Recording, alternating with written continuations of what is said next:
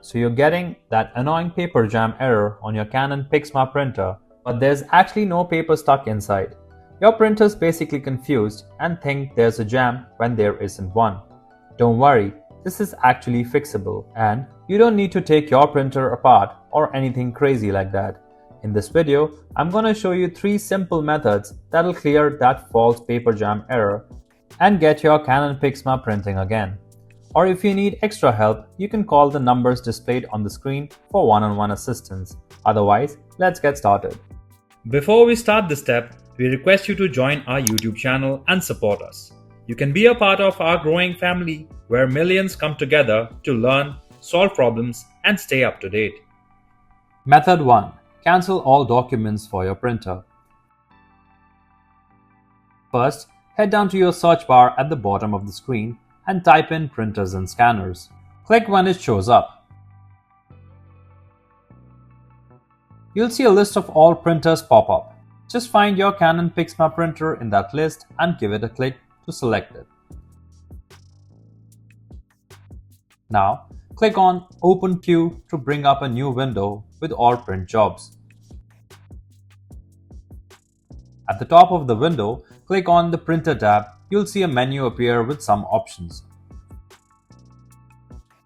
From that menu, just click on Cancel All Documents. This will clear out everything that's sitting in the print queue. One last thing, when the confirmation box pops up asking if you're sure, click on Yes, and you're done. Your print queue is now completely clear and that false error might be gone.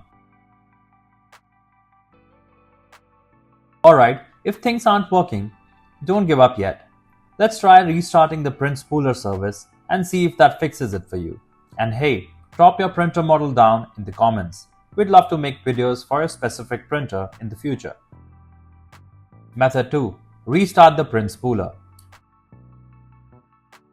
Type Services into the search bar on your taskbar and click on the Services app when it pops up. Once Services opens, scroll down through the list till you find the Print Spooler. It should be somewhere in the middle of the list. Right-click on the Print Spooler and select Stop from the menu that appears. This will shut down the service. Now, right-click on the Print Spooler one more time. This time, click on the Properties from the menu.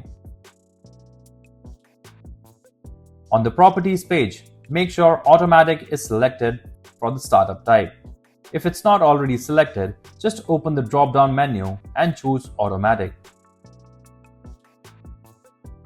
Once that's set correctly, go ahead and minimize the Services window for now. We'll come back to it in a second.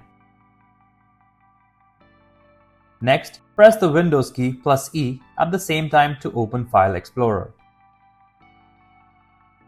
In File Explorer, look for this PC on the left side and click on it. Now, open your Windows C drive by double-clicking on it.